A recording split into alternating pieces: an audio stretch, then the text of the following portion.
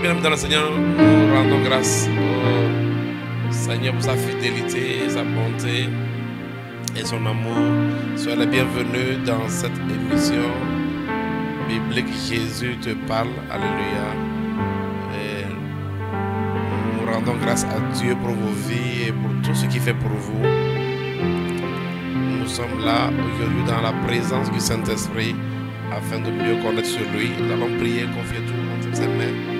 Père, nous te disons merci pour ton amour et ta grâce. Nous prions au nom puissant de Jésus et nous confions ce temps dans la présence du Saint-Esprit. Nous te confions ce temps dans la présence de Dieu. Éternel des armées, enseigne-nous, Seigneur, dans un langage que nous allons comprendre, Seigneur.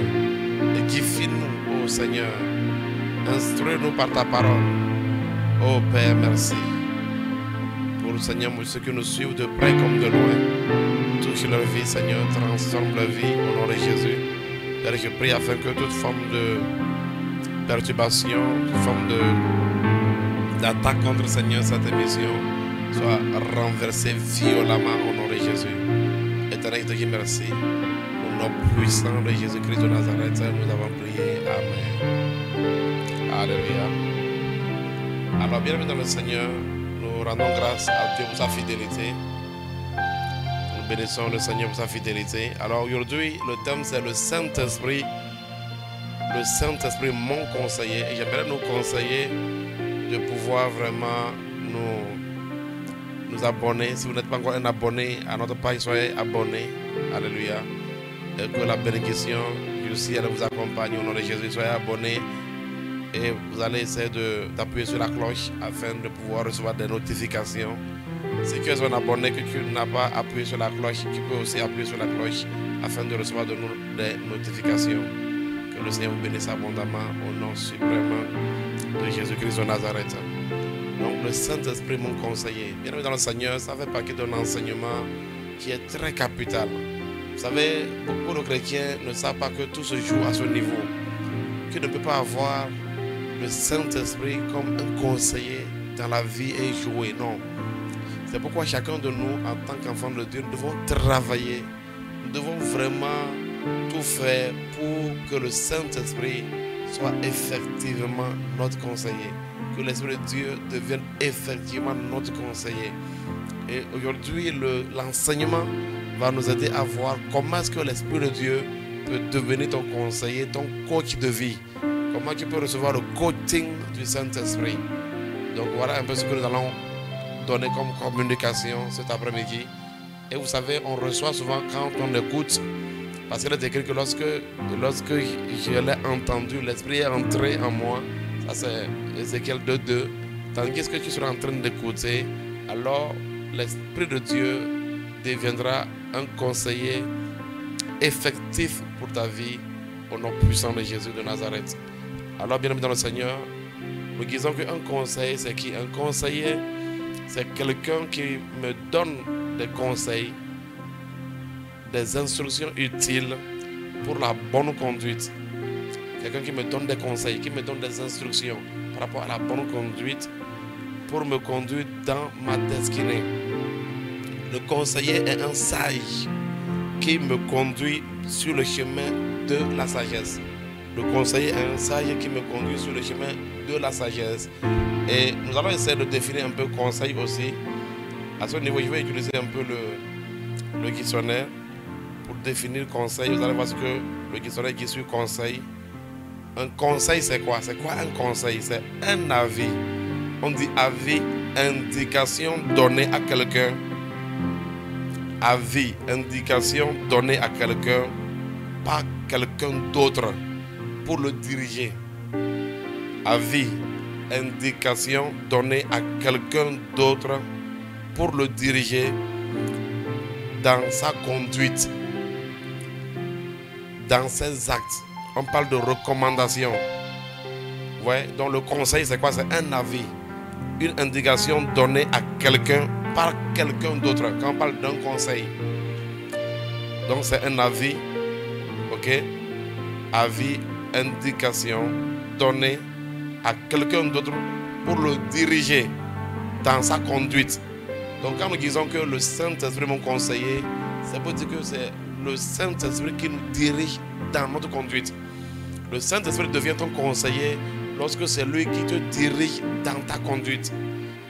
Vous voyez, Romains 8, 14 nous dit quoi? Que ceux qui sont conduits par le Saint-Esprit sont des fils de Dieu.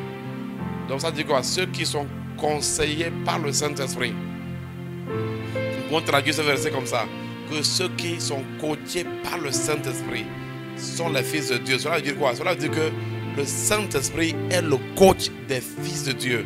Le Saint-Esprit est le conseiller.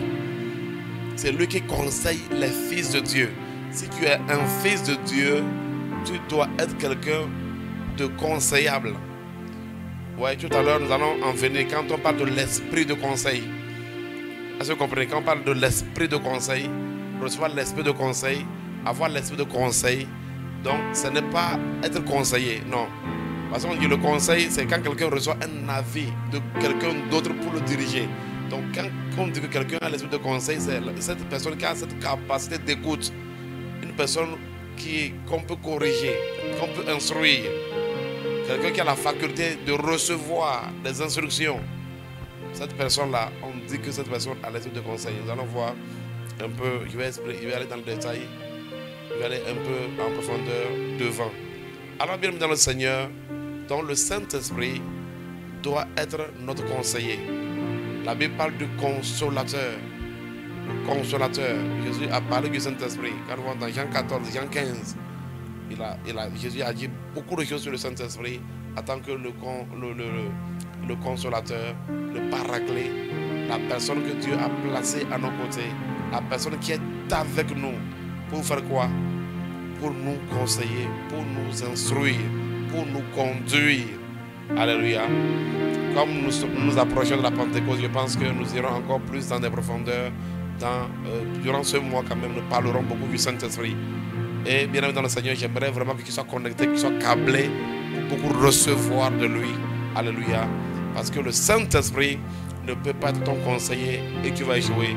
Cela ne veut pas dire que tu n'auras pas de défis, des situations, non. La Bible nous parle de la pluie, des vents, de la tempête, beaucoup de choses vont souffler. Mais aussi longtemps que l'Esprit de Dieu est ton conseiller, il t'aidera vraiment à t'en sortir lorsque tu te reposes sur lui. Alléluia. Alors j'aimerais prophétiser sur la vie de quelqu'un que aussi longtemps que l'Esprit Saint est ton conseiller, tu ne vas jamais échouer au nom puissant de Jésus. Alors, comment est-ce que l'Esprit Saint peut devenir un conseiller effectif? Il ne faut pas que nous disions simplement que le Saint-Esprit est mon conseiller, mais comment est-ce qu'il peut vraiment devenir un conseiller réel? Vous savez, un vrai conseiller ne force pas. Alléluia. Un conseiller ne te force pas. Ouais, ce n'est pas quelqu'un qui... C'est pas un patron, non. C'est pas un patron. Donc, du coup, c'est quelqu'un qui t'apporte une instruction.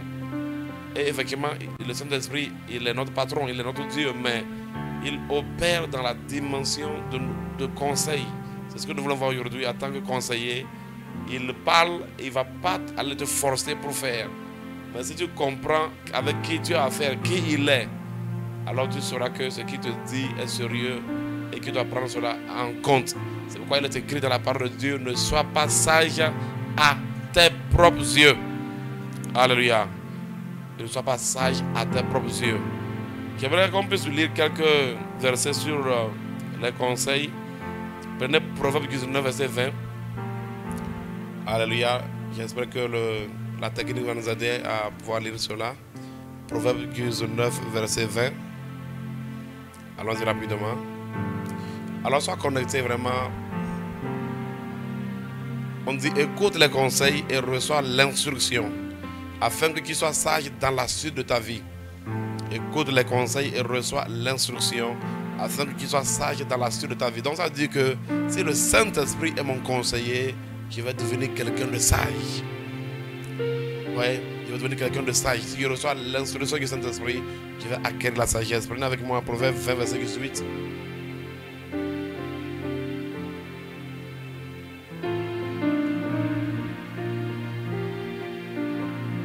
Proverbe 20, verset 18. Et les projets s'affermissent par le conseil.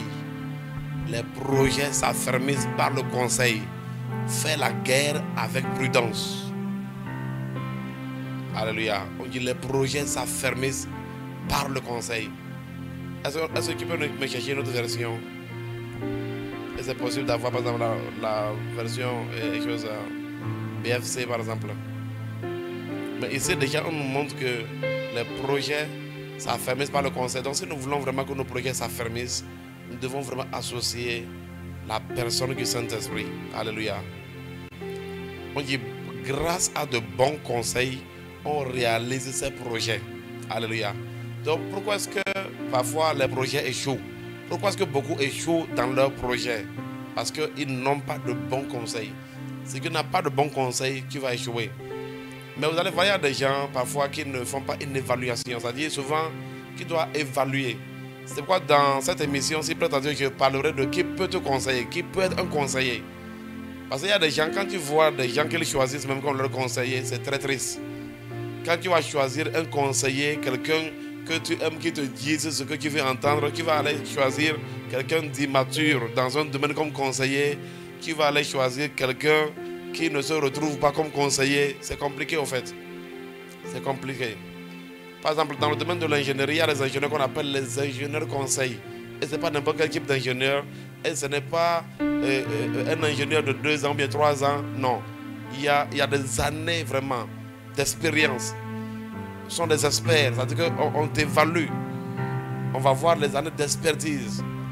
Ce n'est pas n'importe qui qu'on prend pour donner à un président comme conseiller. On dit non, le conseil qui est présent en économie, le conseil qui est présent en agriculture. Mais vous allez voir que dans la foi chrétienne, là, les gens, ils ramassent n'importe qui comme conseiller. Bon, ils s'assiedent, ils ouvrent leur oreille à n'importe quoi. Et c'est ça qu'ils suivent. Qui est ton conseiller? Qui te conseille? Qui te conseille? Qui te conseille? Qui t'applaudit dans la vie là? Qui sont ceux qui t'applaudissent? Qui sont les types de personnes qui t'applaudissent? Qui sont ceux qui te disent félicitations? C'est-à-dire que quand on te dit félicitations là, quelles sont les félicitations que tu considères? Si tu es quelqu'un de sage là, parmi les félicitations qu'on peut t'adresser dans la vie là, il y a des félicitations qui doivent t'interpeller. Il y a des félicitations que tu sais que c'est juste de la sympathie, voilà, la courtoisie. C'est pas mauvais. Mais quelqu'un qui est sage là, quand on me montre qui félicitations là, il faut bien voir la personne qui t'a dit félicitations. Qui est la personne qui t'a apprécié? Voilà. Qui est la personne qui t'a apprécié? Est-ce que vous voyez un peu ça? Donc, il est très important pour nous de ne pas nous amuser vraiment dans ce sens-là. Remettez-moi le verset là avec la version. On va essayer de voir la suite. Donc, on dit même que dans la guerre spirituelle, nous avons besoin des conseils. Nous avons besoin des conseils. C'est pourquoi, frère, il faut que le Saint-Esprit devienne ton conseil. C'est-à-dire que les conseils du Saint-Esprit, le conseil ou bien les conseils du Saint-Esprit, c'est le haut niveau. Que l'Esprit Saint soit ton coach, c'est le haut niveau du coaching dans la vie. Alléluia. On dit grâce à de bons conseils, on réalise ces projets. Ne pars pas en guerre sans en avoir délibéré. On dit donc, ne pars pas en guerre sans de bons conseils. Ne va pas en guerre sans de bons conseils. Ne va pas dans un combat sans recevoir des conseils. Ça veut dire qu'on ne part pas à la guerre sans stratégie. On ne part pas à la guerre vraiment sans, sans recevoir des instructions. Alléluia. Sans étudier, recevoir des instructions sur l'adversaire. Alléluia. Donc, du coup, il est très important pour nous de comprendre que donc, quand on parle de conseil, le conseil nous aide à réussir dans nos projets. Voilà, le conseil. Donc là, je parle de vraiment conseil en tant que conseil. Parce que parfois, il y a des gens qui reçoivent aussi la folie comme conseil. Regarde, on t'a transmis, on te transmet la folie et tu penses que ce sont les conseils que tu as reçus. C'est pourquoi je dis que j'ai posé la question que tu as dit, qui sont ceux qui te conseillent? Il y a des gens, vraiment, ce n'est pas leur problème. Le plus important, c'est que quelqu'un leur dise quelque chose qui les intéresse ou bien ça leur plaît comme ça. Même si, ça dit, il ne fait aucun exploit, même s'il n'avance pas, ce n'est pas son problème. Toi, tu es dans la galère. Et tu dis que tu veux sortir de la galère. Et c'est ceux qui sont dans la galère qui sont aussi tes conseillers. C'est compliqué. C'est-à-dire que c'est compliqué que quelqu'un te guise de faire quelque chose que lui-même, il n'a encore jamais fait. C'est ça le problème. C'est compliqué que quelqu'un te guise d'arriver quelque part. Quelqu'un veut t'amener quelque part où lui-même il n'est pas encore arrivé. Et c'est dans ça que les gens sont. Tu es marié. Voilà, tu es marié. Tu es une personne mariée, sont les célibataires que tu écoutes. Voilà, parce que beaucoup pensent que c'est à force de parler et de bavarder. Alléluia. Frère, dans la vie, il y a ce qu'on appelle l'expertise, l'expérience, l'ancienneté, la maturité. Si vous ne considérez pas toutes ces choses dans la vie, c'est que vous voulez embrasser l'échec. C'est pourquoi la Bible dit que les bons conseils nous amènent à réussir dans nos projets. Les bons conseils. Et quand nous parlons aujourd'hui du Saint-Esprit, mon conseiller, le Saint-Esprit, on l'appelle encore l'ancien des jours. Il est un ancien des anciens. Donc il ne peut jamais te donner des conseils qui vont échouer. Alléluia. Et nous allons voir aussi devant par qui l'Esprit Saint peut te conseiller. C'est-à-dire comment est-ce que l'Esprit Saint nous conseille. Je vais voir un peu, je vais donner un peu beaucoup de la manière dont l'Esprit Saint nous conseille. Nous allons voir ça. C'est pourquoi déjà j'aborde ce volet-là. Je dis comment recevons-nous les conseils du Saint-Esprit. Comment recevons-nous les conseils du Saint-Esprit. Comment un chrétien reçoit les conseils du Saint-Esprit. C'est-à-dire que comment recevoir les instructions du Saint-Esprit. Comment recevoir la direction du Saint-Esprit. Alléluia. Comment recevoir vraiment des paroles du Saint-Esprit qui peuvent nous aider. Alléluia. Alors, allons dans 1 Corinthiens 13, 13. 1 Corinthiens 13, 13 va nous donner une information vraiment capitale pour tout chrétien. Une information capitale. Donc, on dit 2 Corinthiens 13, 13. 2 Corinthiens 13, 13.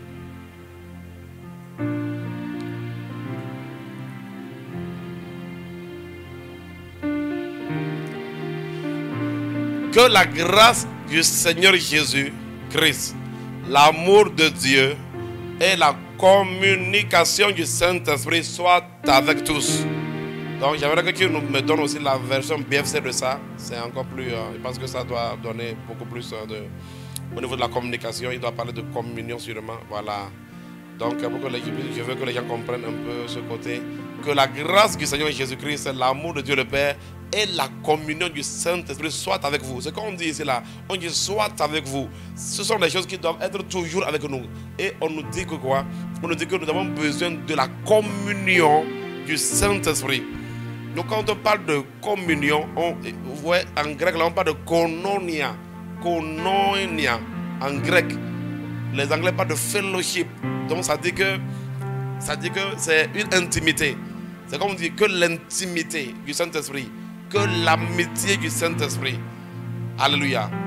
Et donc c'est dans cette communion là, ça dit qu'avec le Saint-Esprit que l'Esprit de Dieu conseille le chrétien. Donc le Saint-Esprit conseille le chrétien à travers la communion. Sans la communion avec le Saint-Esprit, tu ne peux pas recevoir les conseils du Saint-Esprit. Et j'aimerais vous dire sincèrement qu'il y a beaucoup de chrétiens, franchement, qui savent qu'il y a le Saint-Esprit. Il y en a même qui parlent même en langue, ils sont des dons de l'Esprit Saint, mais qui n'ont pas la capacité de pouvoir échanger avec le Saint-Esprit. La communion te permet d'échanger, c'est-à-dire la relation avec le Saint-Esprit, d'être en relation. Alléluia. Et quand on parle de la relation, donc en fait c'est la communion en vérité qui amène la communication. Quand quelqu'un dit que quand on met communication, c'est pas mauvais. Mais en vérité, communication c'est léger. Mais la communion, quand il y a intimité, quand il y a amitié, il y a forcément échange. Alléluia. Il y a vraiment échange. Il y a vraiment échange. Donc on échange la parole. Il y a échange de parole. Il y a échange de parole. Maintenant, dans cette communion avec le Saint-Esprit, la Bible dit quoi? Qu'il nous conduit. Que pour les fils là, il les conduit. C'est-à-dire que le Saint-Esprit s'établit comme leur conseiller. Il s'établit comme leur coach pour leur donner le coaching de vie, en fait. Donc, mais je vous dis la vérité que beaucoup de chrétiens souffrent de cette dimension de la communion avec le Saint-Esprit. Donc, comment rentrer en intimité, en communion avec le Saint-Esprit? Comment grandir dans ça? Comment développer ça? C'est de ça que la maturité viendra. C'est de là que la maturité viendra. De là que la croissance viendra. La la communion. Donnez-moi Proverbe 27, verset 9. Alléluia. Proverbe 27, verset 9. Donc, ce koinonia avec le Saint-Esprit, c'est dans ça que tu vas recevoir les conseils. Vous voyez, par exemple, je vais vous donner un exemple. Dans la Bible, il y a des chrétiens, quand ils ont donné leur vie à Jésus, ils n'ont jamais reçu le Saint-Esprit, par exemple. Donc, du coup, ces gens-là, ils sont chrétiens. Ils étaient disciples de Jean-Baptiste, on va dire, s'ils sont chrétiens. Ils étaient disciples de Jean-Baptiste. Ils n'avaient jamais reçu, ok? Ils n'avaient jamais reçu le Saint-Esprit. Ils ne savent même pas c'est quoi le Saint-Esprit. Alléluia. Donc, par exemple, quand je parle de koinonia, on se dit ici, l'huile et les parfums religieux sur le cœur. L'huile et les parfums religieux sur le cœur. Et les conseils affectueux d'un ami sont doux. Les conseils affectueux d'un ami sont doux. Donc, voilà le travail du Saint-Esprit. Alléluia.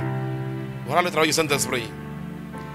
Donc, on dit, ces conseils. Donc, c'est-à-dire, quand on parle de l'ami, vous voyez souvent le français, quand c'est mieux de mettre, je peux mettre là-bas intime. Par exemple, on dit les conseils affectueux d'un intime. Quelqu'un avec qui tu es en intimité. Yes, qui est en intimité. C'est un intime. Si vous comprenez. Parce que cette intimité est fondée sur l'amour sincère, l'amour réel, l'amour profond. C'est-à-dire que quand l'amour est là, souvent, la personne ne va jamais vouloir te prodiguer de mauvais conseils. Quelqu'un qui t'aime vraiment, sincèrement, ne va jamais te prodiguer de mauvais conseils. Et quand c'est un humain, quand une personne t'aime vraiment, quand il s'agira de te conseiller, quand un ami t'aime, quand il s'agira de te conseiller là, un ami qui t'aime vraiment là, quand il s'agira de te conseiller, si cet ami ne connaît pas, puisque cet ami ne veut pas cet ami ne veut pas te voir dans des problèmes. Alors, si cet ami-là ne peut pas te conseiller lui-même, il peut te référer. Il ne va jamais te dire quelque chose qu'il sait que ça va te mettre dans un problème. Il ne va jamais te donner un conseil juste par plaisanterie ou juste vraiment pour s'amuser. Non, non, non, non, non. Donc, s'il ne connaît pas, il va te référer. Donc, un ami, une personne qui t'aime ne va jamais te donner des conseils et savoir qu'en vérité, ce sont des conseils qui vont te nuire ou te donner des conseils et il sait qu'il ne connaît pas en vérité. À moins que tu as un orgueilleux comme un ami. Les orgueilleux, même s'ils ne connaissent pas, ils connaissent, ils doivent parler. Mais quelqu'un qui est sincère, quelqu'un qui manifeste l'amour, qui est avec vous, ne va jamais vous dire des choses qui vont vous induire. Quand ils ne connaissent pas, là, ils seront honnêtes. Ils vont dire, je ne connais pas. Ils vont vous référer. Est-ce que vous comprenez un peu, bien aimé dans le Seigneur? Donc, c'est comme ça que l'Esprit s'est agi. Dans cette koinonia, dans l'amitié là, c'est ce qu'il fait. Alléluia. Dans ce fellowship, c'est ce qu'il fait. Maintenant, je dis ici maintenant ensuite comment développer la communion avec le Saint-Esprit. Donc, quand bien même que beaucoup de chrétiens savent qu'il y a le Saint-Esprit, ils entendent parler du Saint-Esprit, même on peut enseigner sur le Saint-Esprit, mais la communion avec le Saint-Esprit est une chose de pratique. C'est une chose de pratique. Et c'est dans cette communion que tu vas recevoir des conseils. Quand l'Esprit Saint vient, ah non. Donc, imaginez, même si tu arrives à avoir 2 phrases du Saint-Esprit, ça sera des conseils. Si tu arrives à capter 3 phrases du Saint-Esprit, ça sera des conseils. Non, ça sera des choses qui vont t'aider, qui vont affecter ta destinée. Et vous savez, là, à ce niveau, vraiment, beaucoup de chrétiens ont un véritable problème de rupture, c'est-à-dire de communion avec lui. Parce que vous savez, pour avoir des conseils, il faut que tu sois disponible, disposé. Si vous comprenez, mais quand quelqu'un a déjà des désirs ardents, quelqu'un a déjà des intentions, quelqu'un a déjà une mauvaise motivation, quelqu'un a déjà son plan dans la tête, cette personne, même si tu viens demander l'avis de l'Esprit Saint, quand tu viens dans ce fellowship-là, dans cette communion, dans ce koinonia, tu viens demander l'avis de l'Esprit Saint alors que toi-même, ta tête est déjà bien bondée de plans, je te garantis qu'il ne va rien te dire. Parce qu'il sait tout, c'est quelqu'un qui connaît tout, il sait tout. Donc, quand il sait que tu es déjà venu rempli, il ne peut plus te remplir. Alléluia. Dans la communion, dans ce fellowship, on vient pour recevoir. Mais si tu es déjà rempli, tu ne peux pas recevoir. Et l'Esprit Saint, il connaît le cœur. Il connaît le cœur de tout le monde. C'est pourquoi il y a beaucoup de personnes qui sont étonnées. Elles sont étonnées du fait que, oh non, je demande à Dieu, je demande à l'Esprit Saint, mais je ne reçois rien. Il faut évaluer ton cœur. Il faut te préparer à cette communion. Qui doit t'apprêter à cette communion, qui doit t'apprêter pour avoir une véritable intimité. Alléluia. Avec le Saint-Esprit. Si vous voyez un peu, bien aimé. Alors, comment vraiment avoir cette communion-là? avec le Saint-Esprit? Comment un chrétien peut rentrer en communion avec le Saint-Esprit? Alléluia. Ou maintenant je peux essayer même d'élargir ça. C'est-à-dire comment quelqu'un, même si tu n'es pas chrétien aujourd'hui, tu peux le devenir. Tu sais que l'Esprit Saint peut t'aider et que veut apprendre aussi comment entrer en intimité avec lui. Alors je dis ceci. La communion ne se développe pas la fréquentation. Une communion se développe pas la fréquentation. Il faut forcément être né de l'esprit. C'est deux esprits qui peuvent communier. Alléluia. Ça veut dire que d'abord, avant que tu ne puisses communier avec le Saint-Esprit, il faut que tu deviennes un esprit. Quelqu'un va me dire, il ne faut pas me poser la question de Nicodème. Voilà. Il ne faut pas me poser la question parce que, mais comment nous sommes là, comme ça, oui. Avant de pouvoir communier avec le Saint-Esprit, tu dois être un esprit. C'est un esprit qui communie avec un esprit. Voilà.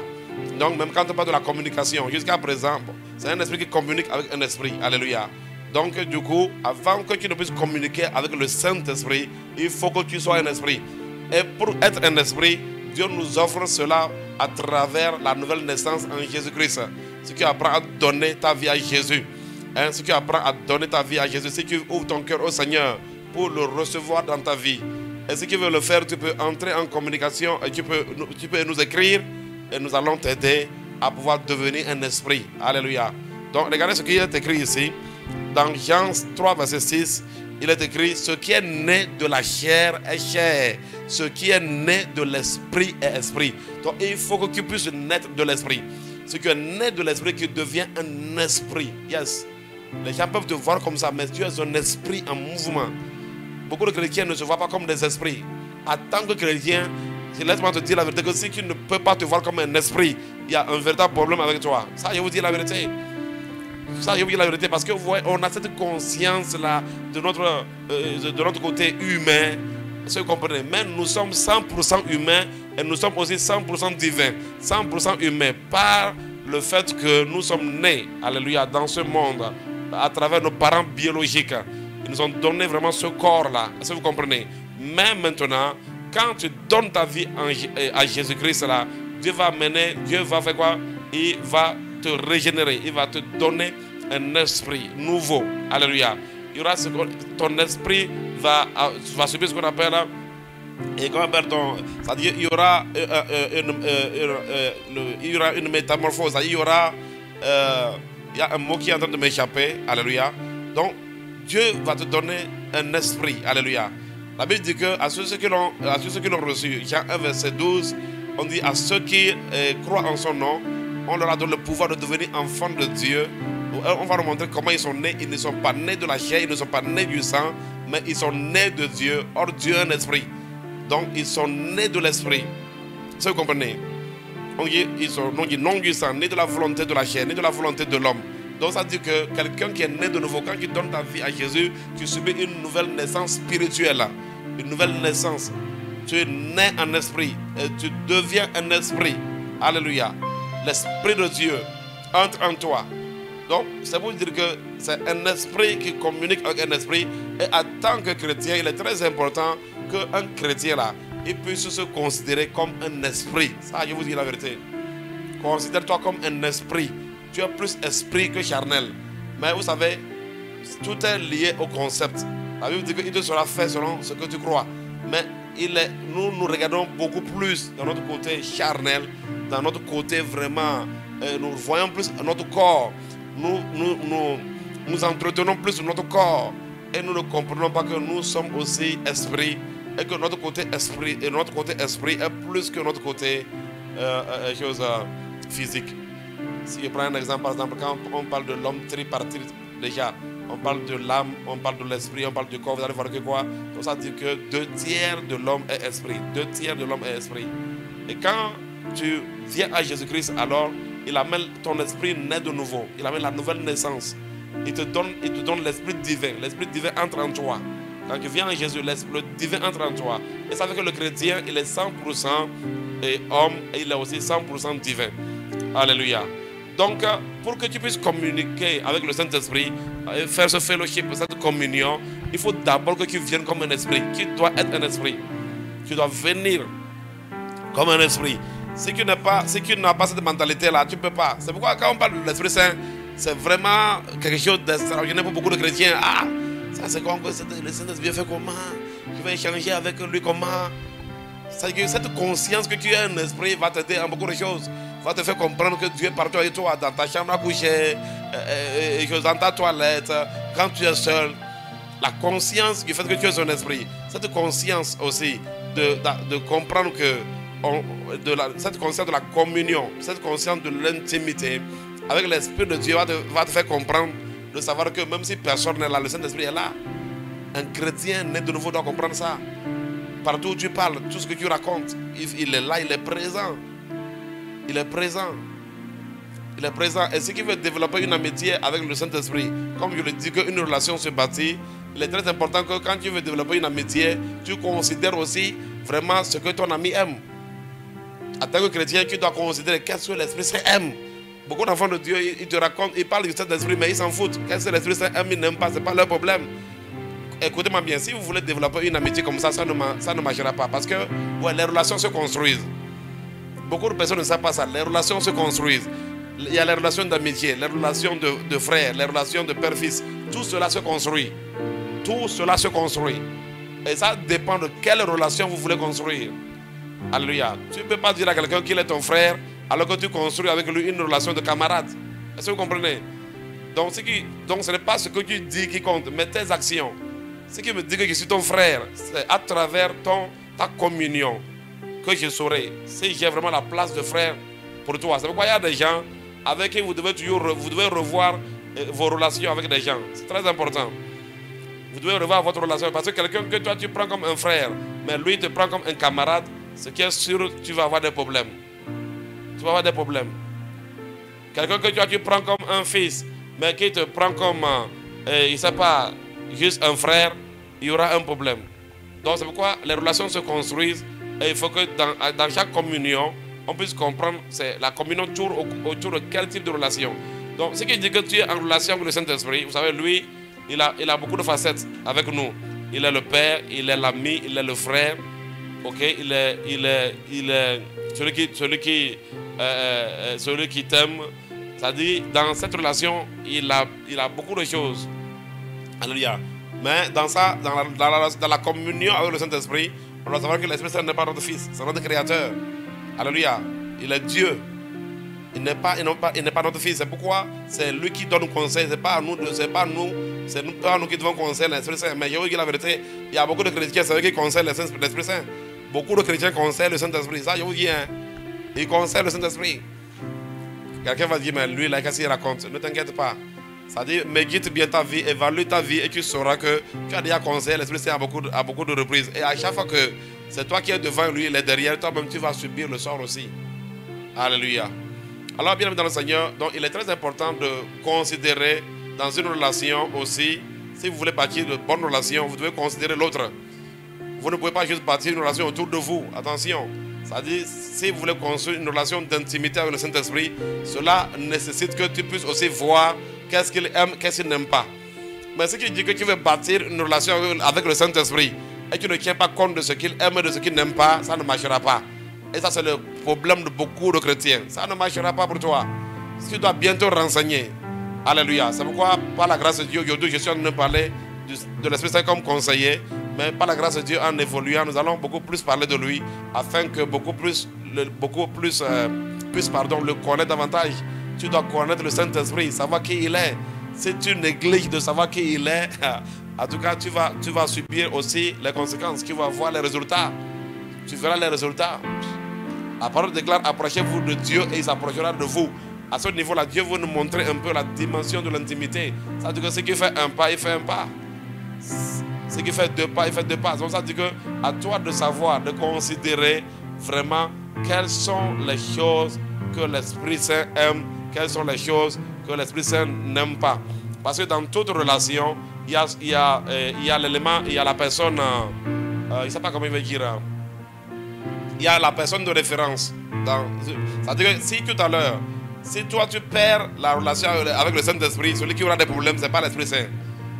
Alléluia. Et dans chaque relation, vous devez faire cette évaluation. Mais beaucoup sont ignorants dans ça.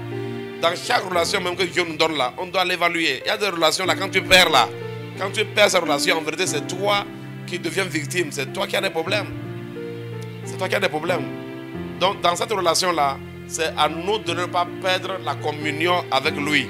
Si la communion avec lui se perd, si vraiment cette relation, si cette intimité avec le Saint-Esprit, si nous n'arrivons pas à la voir, c'est nous qui allons avoir des problèmes. Dieu, lui, le Saint-Esprit, il est Dieu. Il a tout. Sans nous, il est Dieu. Alléluia. Sans toi, Dieu est Dieu. Est-ce que vous comprenez? Mais sans Dieu, toi, tu es perdu. Sans Dieu, toi, tu es perdu. Et c'est à cause de ça qu'il faut faire très attention. Alléluia. Dans chaque relation, il faut évaluer les relations pour voir. Il faut évaluer les relations pour voir. Et savoir que cette relation, je peux blaguer avec. Cette relation, je ne peux pas blaguer avec. Mais si vous n'avez pas cette manière de fonctionner dans la vie, alors c'est que vous avez signé avec l'échec. Vous avez signé avec l'échec dans la vie. Est-ce que vous comprenez, frère? Alors, donc je reviens un peu sur quand même à la question à laquelle je suis en train de répondre. C'est vraiment comment développer la communion avec le Saint-Esprit. Et j'ai essayé d'expliquer un peu cette dynamique-là d'être un esprit. Et maintenant, faire comprendre aussi que maintenant, c'est une relation qui doit maintenant évoluer et se développer. Alors, nous allons voir un peu. Donc, c'est ça. Donc, j'ai d'abord dit que la relation ne se devrait pas à la fréquentation. Ça, c'est la première des choses. Maintenant, la deuxième des choses, c'est que l'Esprit de Dieu entrera en communion avec vous, hein, par la méditation de la parole de Dieu. Beaucoup d'enfants de Dieu se disent que, mais comment je peux rentrer en communion avec le Saint-Esprit? Si tu apprends à méditer la parole de Dieu, il va rentrer forcément en communion. C'est lui-même qui va rentrer en communion avec toi. Si tu viens vers la parole, il entrera en communion avec toi. Est-ce que vous comprenez? Donc, la première des choses, c'est que, par exemple, tout ce que je vais citer ici sont des choses que nous devons vraiment développer au fait. Aujourd'hui, beaucoup d'enfants de Dieu vont vers la parole de Dieu pour chercher des solutions. Ce n'est pas le fellowship. Hein. Vous qui allez seulement dans la Bible pour chercher, quand tu veux combattre un démon vers là, tu vas chercher le verset qui correspond là. Ce n'est pas de ça que je parle. Ce n'est pas mauvais, mais ça, ce n'est pas le fellowship. Hein. Alléluia. Ce n'est pas le fellowship. Ce n'est pas le fellowship. Quand tu viens juste vers la parole pour prendre la parole comme solution, il y a beaucoup de personnes qui viennent vers le Saint-Esprit juste pour pouvoir bénéficier, juste l'utiliser pour atteindre leur but ou bien machin. Écoutez-moi bien, ce n'est pas ça que je parle. Yes, tu peux exploiter la parole de Dieu. Oh non, vraiment, on a dit, on a donné à Jésus. Voilà, il y a des chrétiens, c'est ça qui disent, depuis qu'il est né de nouveau, c'est ça, on a donné à Jésus le nom qui est au-dessus de tout nom. Dans le nom de Jésus, je nous fléchis, au nom puissant de Jésus, je prends autorité sur les esprits de ma famille qui m'empêchent d'évoluer. C'est tout. Ce n'est pas de ça que je parle. Est-ce que vous comprenez un peu ça? Ce n'est pas de ça que je parle. En ce moment-là, peut-être que si tu es dans une forme de relation avec l'Esprit, c'est peut-être comme un camarade. Il n'y a pas encore le kononia. Il n'y a pas d'intimité. Quand on parle d'intimité, ce n'est pas juste quelqu'un que tu connais. Voilà, parce que quand on parle de camarade, c'est quelqu'un que je connais, mais je n'ai pas d'intimité avec lui. Donc beaucoup d'enfants de Dieu connaissent ça. Quand je parle, ils savent que l'Esprit Saint est là, mais il n'y a pas d'intimité. Il n'y a pas d'intimité.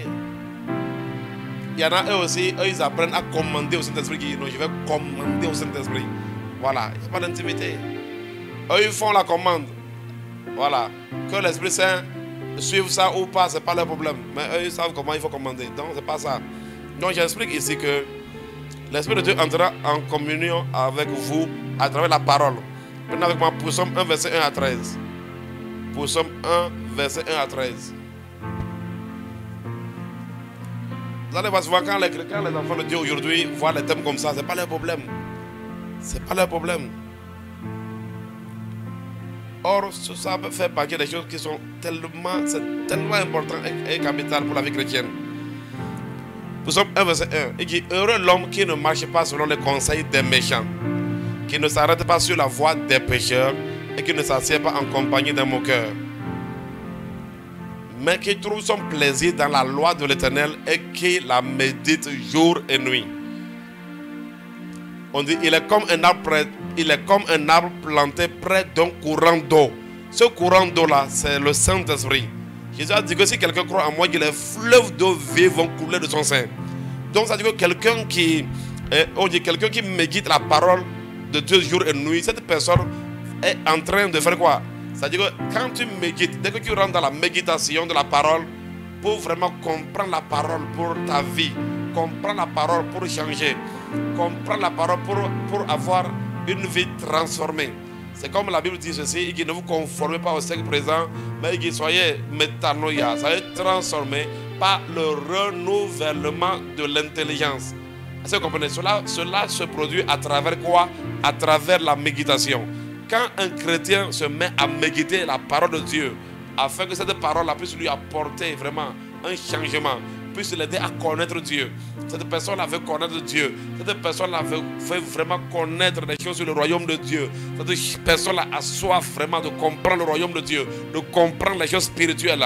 Quand vous avez cette soif-là de chercher le royaume de Dieu, alors vous allez voir, vous allez rentrer forcément en communion.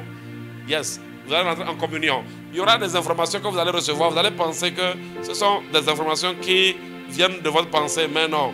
L'Esprit Saint va commencer par illuminer votre intelligence. Il va commencer par affecter votre intelligence. Vous savez qu'on dit que celui qui fréquente un sage devient sage, non? C'est comme ça, c'est écrit que celui qui fréquente un sage devient sage. Et si quelqu'un fréquente des insensés, il devient insensé. C'est quoi que je dis? Il faut savoir qui tu écoutes comme conseiller. Qui tu écoutes comme conseiller. Si c'est un insensé qui est ton conseiller, tu verras, ta vie sera une vie insensée. C'est comme ça. C'est comme ça. Ta vie sera une vie insensée. Alors, bien dans le Seigneur, comme je suis en train de l'expliquer, donc à travers la communion, quand quelqu'un est à travers la méditation de la parole de Dieu, tu prends la parole de Dieu, tu veux la comprendre. Alors, sache que immédiatement tu entres dans la communion. C'est quoi Jésus a dit quoi? Il dit les paroles que je vous ai dites là, ces paroles sont esprit. Alléluia. Ces paroles sont esprit. Est-ce que vous comprenez? Donc quand quelqu'un médite la parole de Dieu, jour et nuit, cette personne-là, elle entre dans une dimension de fellowship, c'est-à-dire de koinonia, de la communion.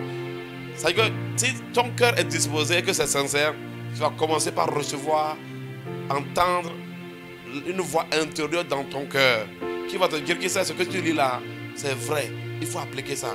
Ça là que tu lis là, tu as vu ça, tu as vu ça. Donc l'Esprit de Dieu va commencer par communiquer, il va commencer par te parler à travers tes pensées. À travers tes pensées. Est-ce que vous comprenez?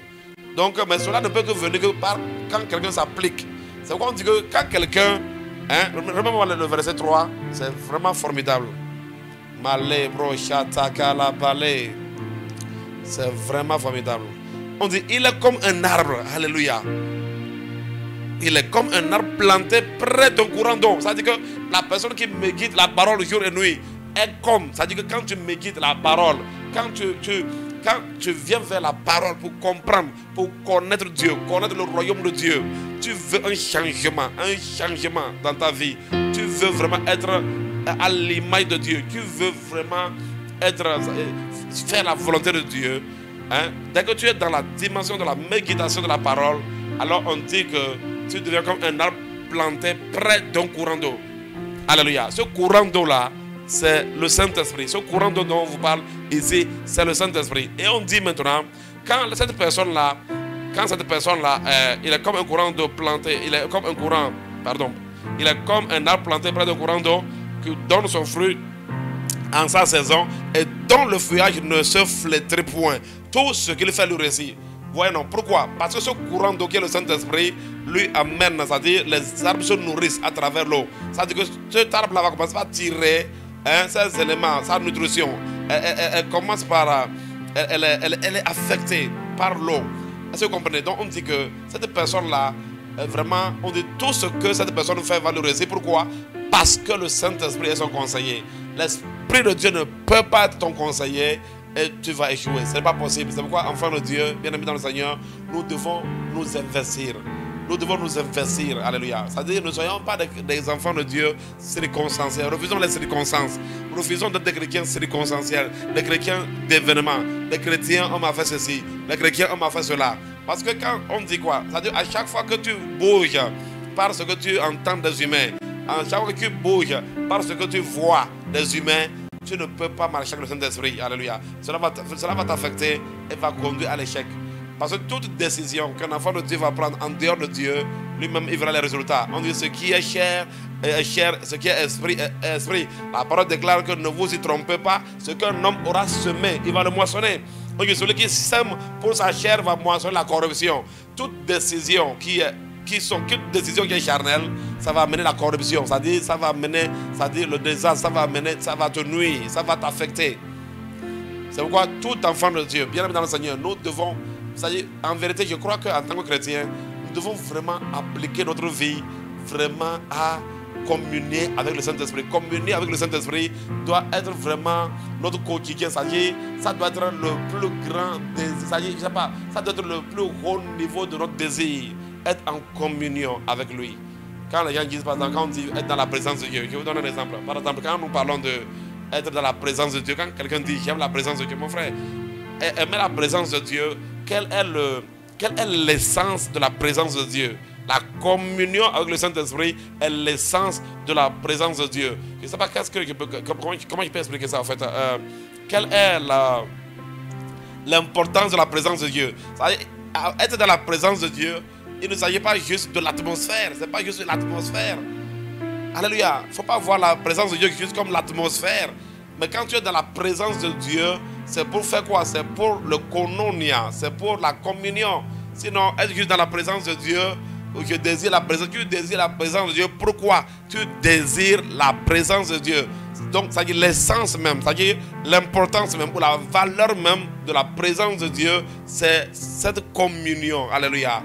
Lorsque l'Esprit de Dieu commence par affecter ta vie, affecter tes pensées, affecter tes paroles, affecter ton esprit, amener la transformation, amener la régénération. Est-ce que tu comprends? Donc quand tout cela se produit, vraiment, cela fait de toi quelqu'un qui ne peut que réussir. Et qui voit que la communion avec le Saint-Esprit te permet de pouvoir éviter une vie circonstancielle. Il y a des gens qui vivent selon les circonstances.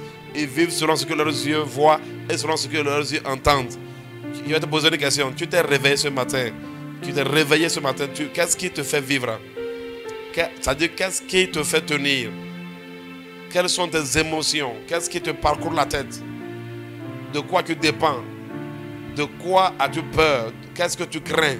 Qu'est-ce qui t'affecte? Qu'est-ce qui affecte tes émotions?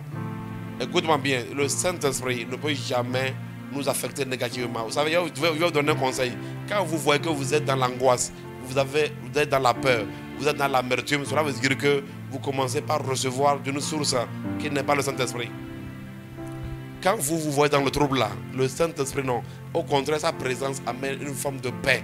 Dans le koinonia, vous allez expérimenter la paix, vous allez expérimenter la joie, vous allez expérimenter la justice de Dieu. Alléluia. On dit le royaume de Dieu, ce n'est pas le manger ni le boire. Mais on parle de la joie, on parle de la paix, on parle de la justice de Dieu par le Saint-Esprit. Est-ce que vous voyez? Donc sa présence, le fellowship de l'Esprit de Dieu nous apporte la paix.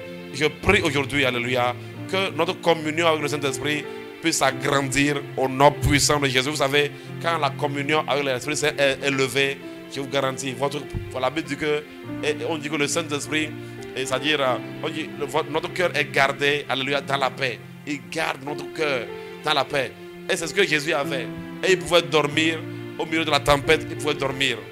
Alléluia. Il pouvait dormir au milieu de la tempête. Il n'y a pas de nuit blanche, il n'y a pas de confusion. Est-ce que vous comprenez? Il n'y a pas à avoir la haine. Lorsque vous voyez que vous développez la haine, sachez que vous recevez d'une source qui n'est pas de Dieu. Vous n'êtes pas dans la communion avec le Saint-Esprit, mais vous êtes dans la communion avec le mal. Laissez-moi vous dire, à chaque fois que la haine, sinon vous allez voir, quand vous êtes avec la communion, quand vous êtes en communion avec le Saint-Esprit, vous allez voir que même les comportements que les gens ont, c'est-à-dire, certaines personnes, l'Esprit de Dieu va vous montrer comment gérer tout le monde autour de vous. Il va vous montrer ça. Il va vous aider à mettre chacun à sa place. Vous serez là comme ça, parfois il va vous informer. Dans le fellowship là, il va vous donner des informations. Et j'aime l'Esprit Saint. Quand il te donne une information, même si quelqu'un, il va te laisser vérifier. Il te dit calme-toi, je vais te montrer, tu vas voir ça. Alléluia. J'ai l'habitude souvent de parler à des gens, souvent, même à ma femme, à certaines personnes vraiment très proches de moi. Quand je leur dis certaines choses là, je leur dis observe. Pourquoi? Parce que c'est comme ça que l'Esprit Saint travaille avec moi. Donc du coup, il me dit, ce que je t'ai dit là, tu as écouté, mais toi-même regarde, je vais te révéler ça. Et il te révèle les choses et tu conclus. Dans toutes vos relations, l'Esprit de Dieu va vous aider à mettre tout le monde à sa place. Tout le monde à sa place. Si un ami devient sorcier, il va t'informer que maintenant l'ami que tu as là, c'est maintenant un sorcier. Donc regarde comment il doit te comporter. C'est pourquoi le fellowship avec l'Esprit Saint est quelque chose que nous devons vraiment considérer. Ça, mais écoutez-moi bien. Les gens se demandent comment nous allons faire, mais laissez-moi vous dire que si la communion avec l'Esprit Saint est quelque chose qui est une chose importante pour toi, l'Esprit Saint le saura. Si communier avec le Saint-Esprit, si ça dit, si tu as soif de la communion avec l'Esprit Saint, il le saura. Il le saura, frère. Oh, Dieu ne l'informe pas. Oh. On ne l'informe pas. On ne l'informe pas. Que Dieu nous délivre de tout conseil, de toute information qui nous viennent d'autres sources et qui affectent nos vies. Que Dieu nous délivre de tout cela au nom puissant de Jésus-Christ de Nazareth. Alléluia. Alors bien dans le Seigneur, donc à travers la communion avec la parole de Dieu, l'Esprit de Dieu communie avec nous. Et dans Josué 1 verset 8, on va dire ça, lisons Josué 1 verset 8, nous allons voir. Josué 1 verset 8, vous allez voir, il dit encore là-bas, il dit que ce livre de la loi de ce livre de sa bouche médite tout le jour et nuit pour agir fidèlement selon ce qui est écrit. C'est alors que tu auras du succès dans tes entreprises et c'est alors que tu réussiras. Mes frères, soyons sincères et honnêtes. Hein? J'aimerais nous dire quelque chose. Toi et moi là, soyons sincères et honnêtes. Est-ce que tu peux me dire que le Saint-Esprit sera le conseiller de quelqu'un et il a échoué?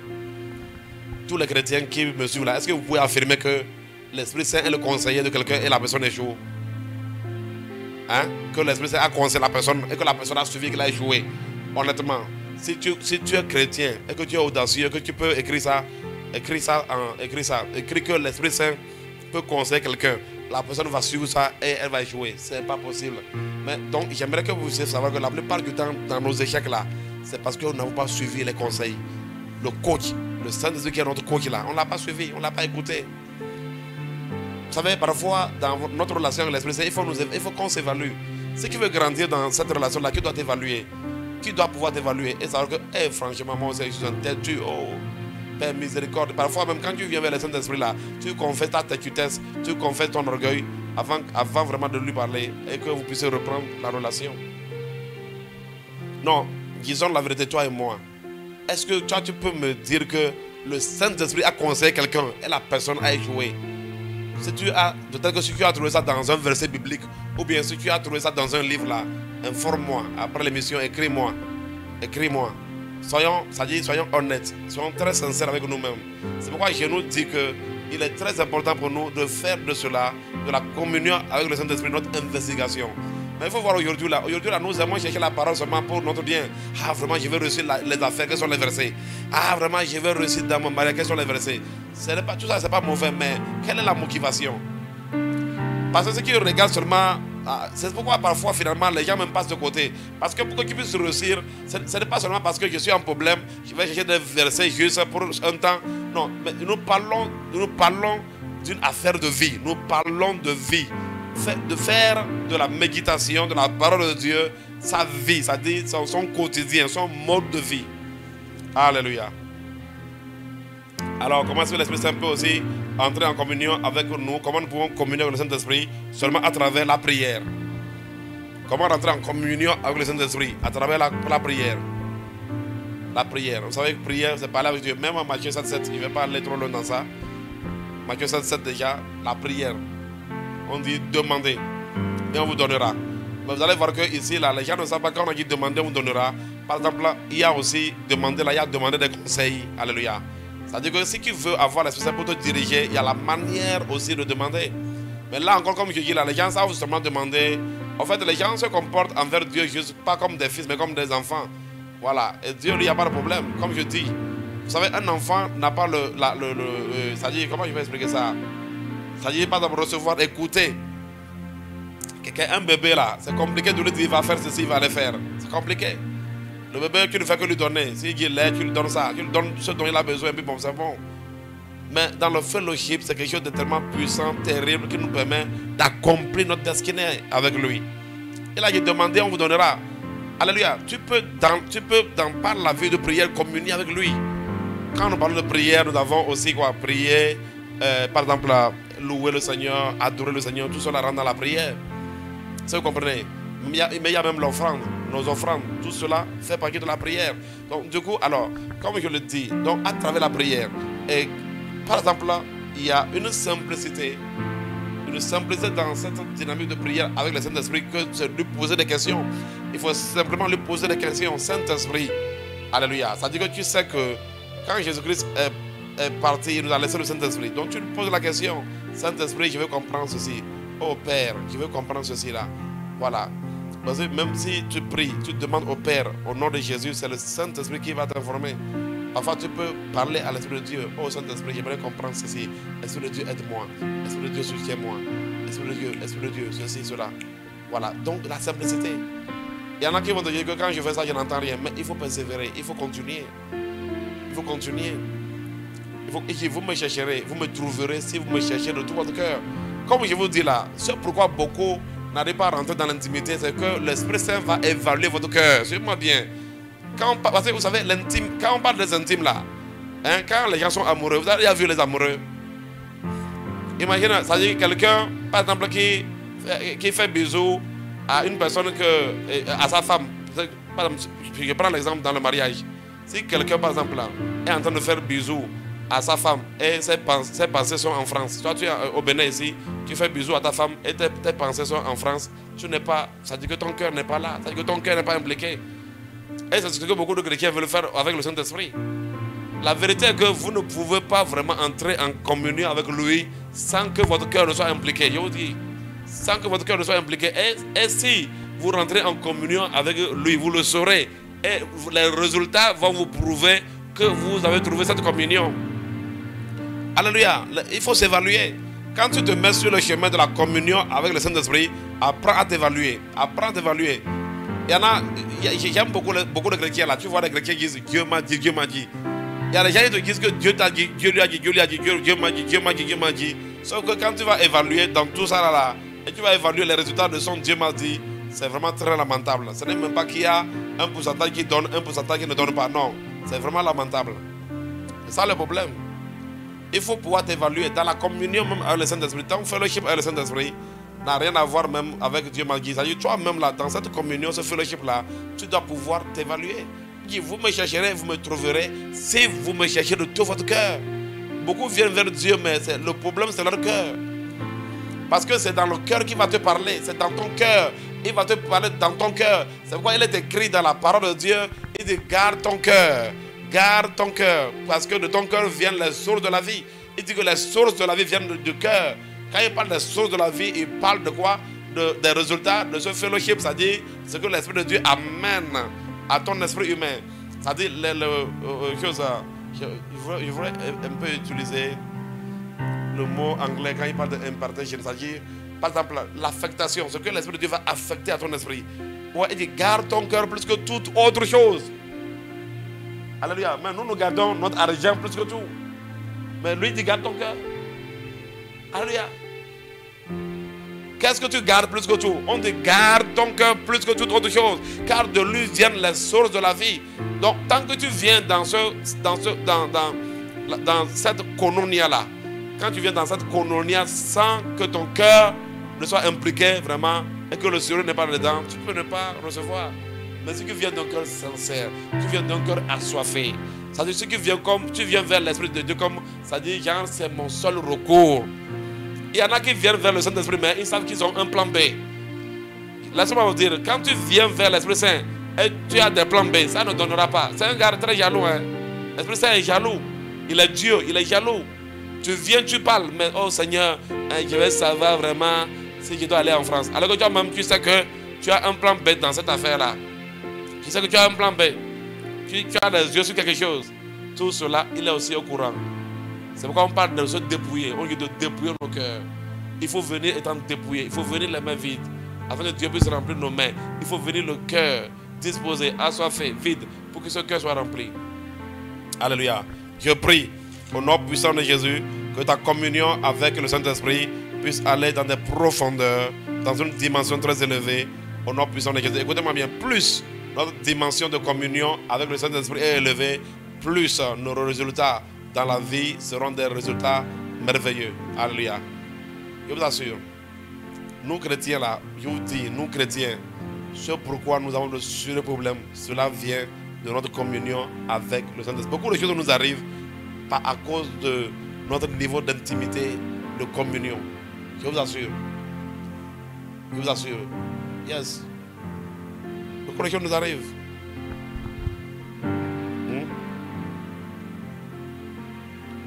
La dernière des choses que j'aimerais partager avec nous, comment est-ce que nous pouvons avoir la communion avec le Saint-Esprit? Nous pouvons l'avoir par la communion fraternelle. Alléluia. Donc dans la communion, nous avons la communion verticale et la communion horizontale. La communion verticale, c'est la communion avec Dieu, avec le Saint-Esprit. La communion verticale, c'est la communion avec les frères. Il y a des choses que vous allez demander à l'Esprit de Dieu. Il y a des choses que vous allez poser comme question à l'Esprit de Dieu.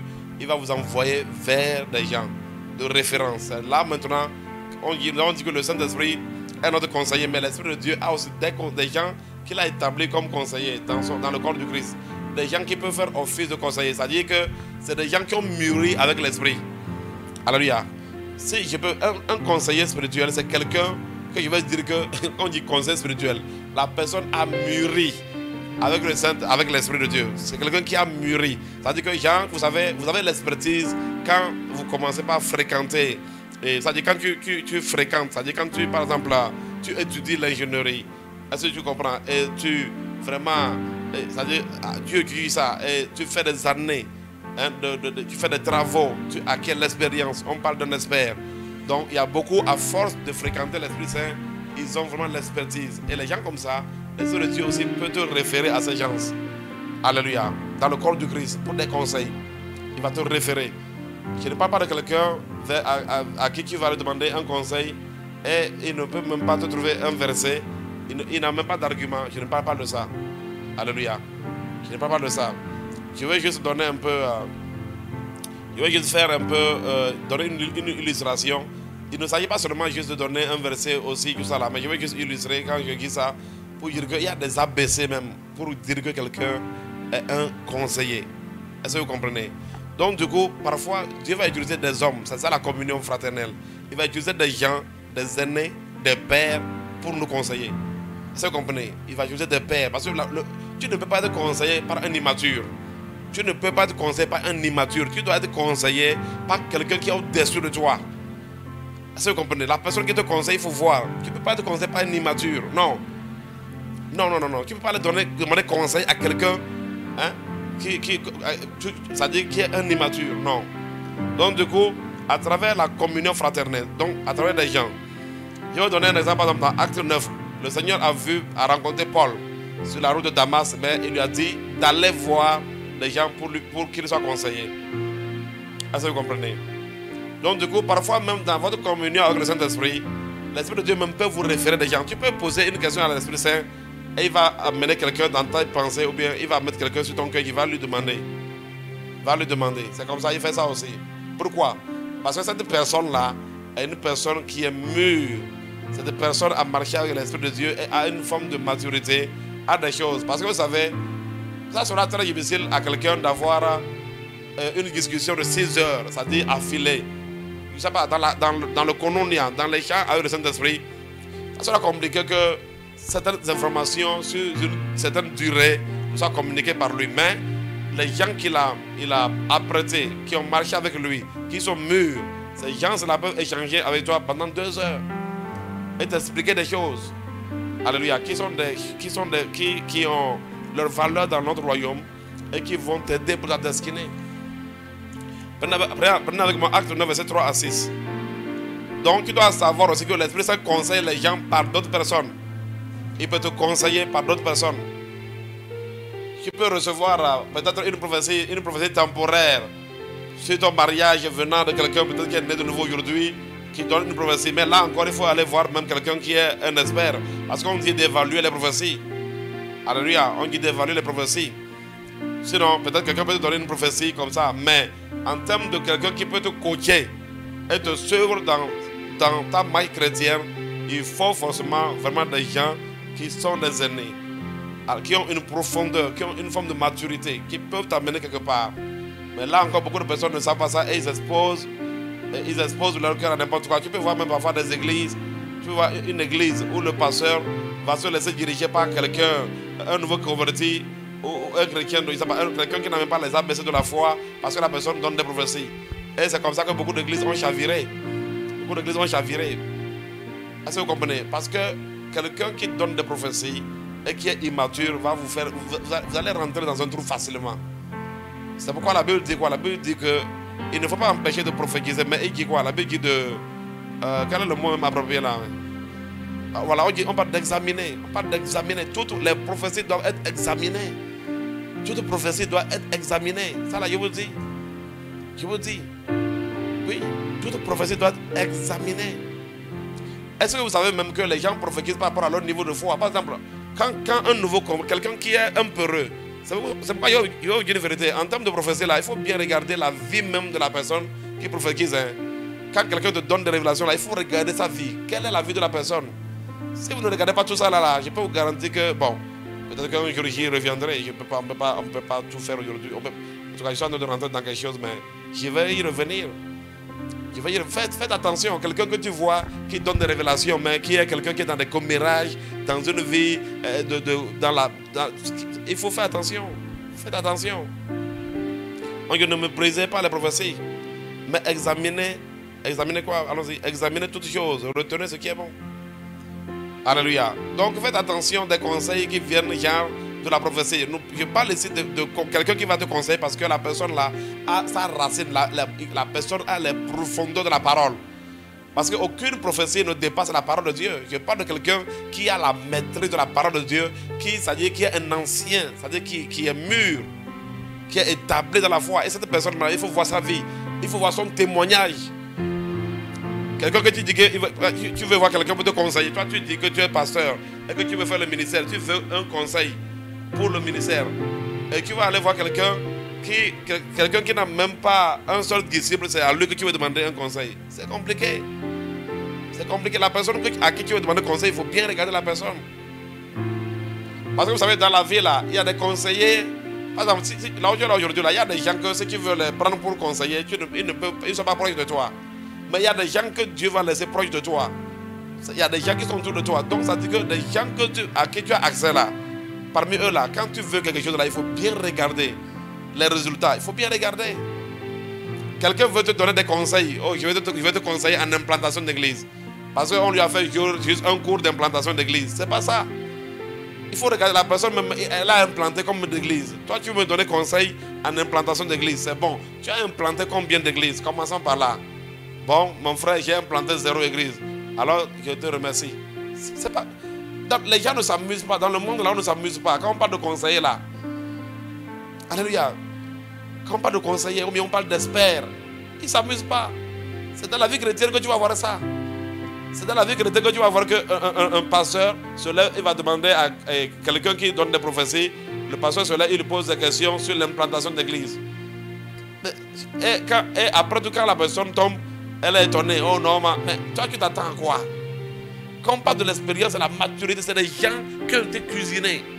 C'est des gens, c'est-à-dire qui ont une profondeur dans les choses.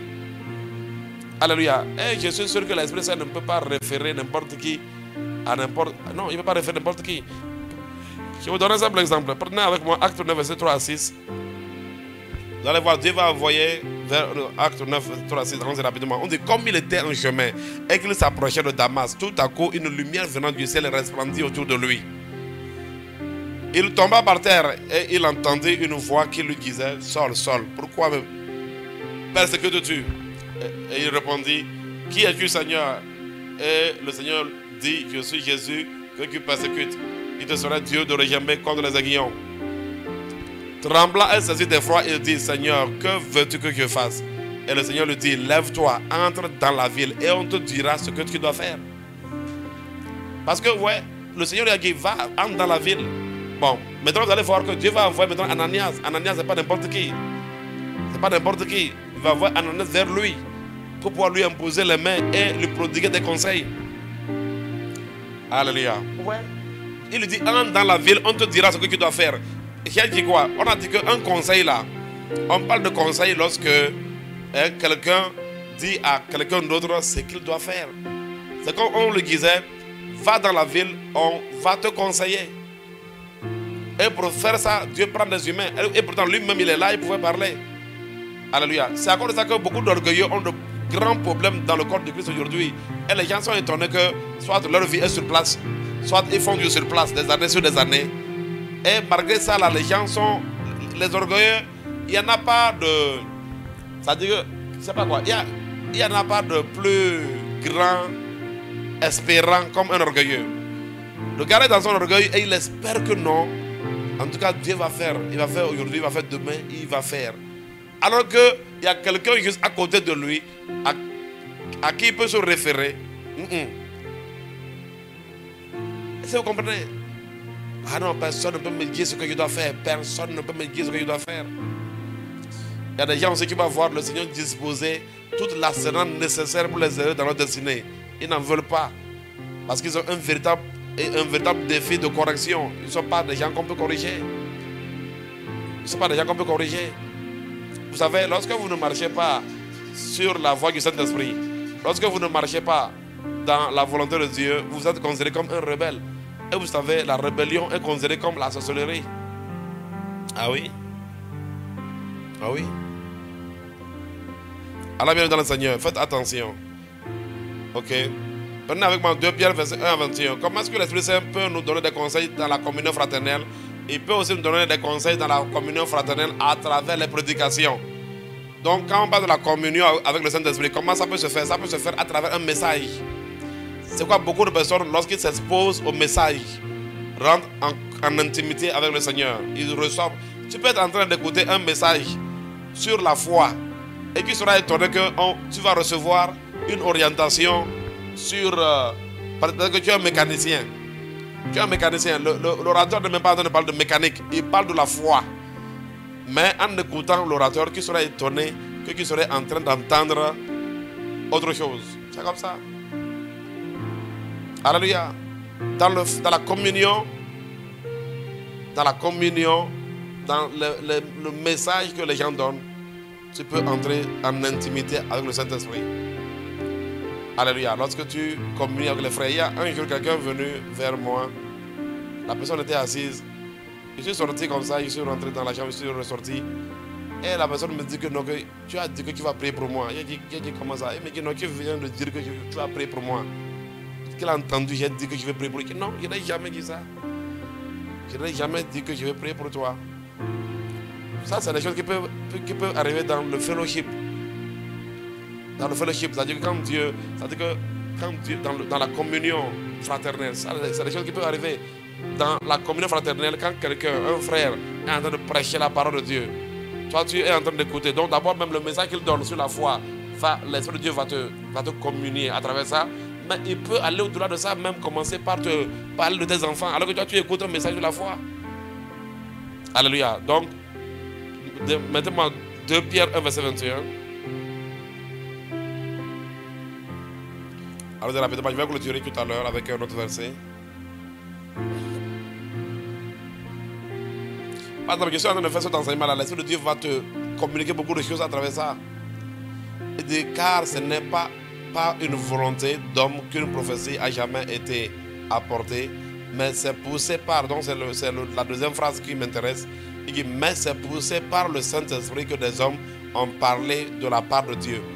C'est poussé par le Saint-Esprit. Donc à travers une prédication, l'Esprit de Dieu va te parler, va te communiquer sa sagesse, va te communiquer les conseils. Tu peux recevoir des conseils à travers les prédications. C'est pourquoi un chrétien doit s'exposer à la parole, aux enseignements, aux prédications. Si tu t'exposes à ces choses et que ton cœur est sincère, tu vas recevoir beaucoup. Maintenant, Acte 13, verset 1 à 3. Donc, je dis ici que nous pouvons recevoir la communion. Hein, ok. N'oubliez pas, nous avons dit que les conseils, nous pouvons recevoir les conseils du Saint-Esprit à travers la communion. Et nous avons dit, nous pouvons recevoir la communion. On a donné beaucoup de choses. Et ici, nous disons que nous recevons la communion de l'Esprit Saint par aussi la communion fraternelle. C'est-à-dire que l'Esprit de Dieu va te parler par d'autres frères, d'autres personnes. Alléluia. Parfois, il y en a qui disent que je prie que Dieu me parle. Tu seras étonné que tu seras en train de prier que Dieu n'a qu'à te parler. Tu te lèves ce matin-là, c'est un frère qui te croise et qui commence par te dire exactement sur ce que tu traverses. Il faut faire attention. Alléluia. Il y avait dans l'église d'Antioche des prophètes et des docteurs. Barnabas, Siméon, appelé Niger, Lucius de Cyrène, Manahen, qui avaient été élevés avec Hérode le tétrarque et Saul. Pendant qu'ils servaient le Seigneur dans leur ministère et qu'ils jeûnaient, le Saint-Esprit dit, mettez-moi à part Barnabas et Saul pour l'œuvre à laquelle je les ai appelés. Donc, ils ont pu entrer en communion. Mais quand on dit le Saint-Esprit dit là, je suis sûr que ce n'est pas que ils étaient là seulement dans la salle, là, ils ont entendu une voix. Non. L'Esprit a parlé à travers un autre frère. Donc, le Saint-Esprit peut te parler à travers quelqu'un d'autre. Donc, par la communion avec les autres frères. C'est ça, tu peux avoir un problème, une situation, tu pries le Seigneur de te parler, tu viens à l'église et c'est le message que ton pasteur prêche, c'est tu es dans cette communion avec le Saint-Esprit. Alléluia. Est-ce que vous voyez un peu ça? Donc voilà un peu quand même ce que j'aimerais partager avec nous au sujet de la communion avec le Saint-Esprit. Est-ce que vous comprenez un peu ça? Donc l'Esprit de Dieu est notre coach, il est notre conseiller. Et nous avons vraiment aujourd'hui expliqué un peu comment il peut nous parler. Alléluia. Nous avons expliqué que ça peut se faire par la méditation, ça peut se faire par la prière, ou ça peut aussi se faire par la communion fraternelle. Et dans cette communion fraternelle, dans la communion fraternelle, il faut bien regarder les gens et regarder leurs témoignages. Alléluia. Ça dit qu'il ne faut jamais prendre le hasard pour un acquis. Le hasard ne peut pas être un acquis. S'il arrive que Dieu parle à travers quelqu'un, voilà. Mais il faut faire attention parce que c'est pourquoi la Bible dit que la Bible fait allusion aux anciens de l'église. On dit que quand quelqu'un a certaines situations que la personne appelle les anciens de l'église. Ce n'est pas pour dire qu'il y a certaines choses là, c'est les anciens de l'église. Et en termes de conseil, comme je le dis, tu ne peux pas te faire conseiller par n'importe qui. Il faut faire attention à des conseils des gens, à des personnes qui donnent les visions, qui donnent des révélations. Faites attention. Il faut toujours regarder le témoignage que les gens ont. Il faut toujours regarder le témoignage que les gens ont, sinon vous allez vraiment ramasser de véritables problèmes dans le corps de Christ. Mais je prie avec l'Esprit de Dieu te donne ce discernement-là. Et qu'il te donne aussi l'esprit de conseil. Alléluia. L'esprit de conseil nous dispose à recevoir des conseils. Vous allez voir dans Ésaïe, on parle de l'esprit de l'Éternel reposera sur lui. Esprit d'intelligence, de sagesse. Ça sont des choses qui vont se produire dans ta vie quand tu vas être dans le koinonia. L'Esprit de Dieu va t'affecter. Ton intelligence. Ton intelligence sera affectée. Vous comprenez? Donc on dit que l'esprit d'intelligence, l'esprit de sagesse qui va devenir sage, l'esprit de conseil. L'esprit de conseil, ça c'est la disposition à recevoir. Quand on parle de recevoir l'esprit de conseil, les gens pensent que c'est devenir conseiller. Non. L'esprit de conseil ne te fait pas devenir un conseiller. Non, non, non. Ok? L'esprit de conseil ne te fait pas devenir un conseiller. L'esprit de sagesse peut t'établir comme conseiller. Ok? L'esprit d'intelligence peut t'établir comme conseiller. Mais l'esprit de conseil te donne la capacité et l'habileté d'être quelqu'un qui est disposé à recevoir et à écouter. Quelqu'un qui reçoit. Quelqu'un qui a la faculté de recevoir. Quelqu'un qu'on peut corriger. Ceux qui ont le conseil sont des gens qu'on peut corriger. Des gens qu'on peut réprimander. Alléluia. Et donc ça dit que dans notre marche avec l'Esprit de Dieu, tu commences par recevoir une affectation des valeurs, du caractère de l'Esprit. Alléluia. Tu vas recevoir l'humilité. Donc l'Esprit de conseil, c'est-à-dire l'essence même de cela, c'est l'humilité. Parce que l'humilité nous permet de recevoir, d'être attentif. Alléluia. D'être attentif. Que Dieu bénisse abondamment et que sa paix soit avec nous. Que sa grâce nous a donné. Je prie, frère, que la grâce de notre Seigneur Jésus-Christ, que l'amour de Dieu le Père et la communication du Saint-Esprit et la communion du Saint-Esprit soient avec nous. Et je prie que cette communion-là se développe de jour en jour. Que cette communion puisse grandir de jour en jour. Au nom puissant de Jésus-Christ de Nazareth. Que Dieu vraiment soit loué. Vous savez, tout à l'heure, quand je veux finir tout à l'heure, le Seigneur m'a donné une vision. Et dans cette vision, il me montrait que quelqu'un, par exemple, la personne est dans une église. Le Seigneur me dit de regarder, c'est que, par exemple, la personne a un pasteur. Mais pour demander conseil, là, il préfère la personne et aller voir quelqu'un banal dans l'église comme ça pour demander conseil, alors que la personne a un pasteur. Et il m'a dit, regarde ça. C'est comme pour confirmer, il me donne cette vision-là pour confirmer un peu ce que je suis en train d'expliquer au fait. Quand tu veux demander des conseils, ça dit parfois, si tu as la faculté d'aller voir le conseil, tu es dans une église, quelqu'un qui est comme le berger, quelqu'un qui est là-bas comme l'aîné. Donc tu veux avoir des conseils, tu préfères poser la question à quelqu'un qui est assis sur le banc comme ça, banal. Et après que c'est pour. Et quand ça a des problèmes, c'est là maintenant que tu vas venir vers le pasteur.